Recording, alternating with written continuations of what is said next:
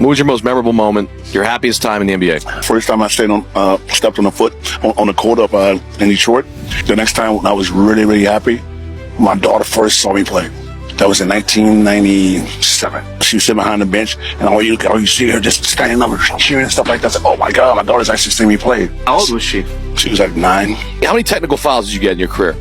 You were kind of a bad boy on the basketball court. No, I wasn't a bad boy. I just did my job. Yeah, you loved rebounding a No, lot. I love rebounding. I love it. Why that much? I love the defensive rebound. I love that shit, man. It just makes me feel like I'm working for my money. I like to be competitive. I like to enjoy myself. I like to go out there and have fun and make people happy. I'm not the biggest guy in the world. You know, I'm like 6'6", 6'7", 230, 35 pounds. You know, so I go out there and do my job. So I love what I do. Yeah, you fought Shaq too. I seen that. Shaq's cool, man. Shaq's like a commercial, but he's a cool guy though. I give him credit, man. He got kids. I think his son's playing basketball, right?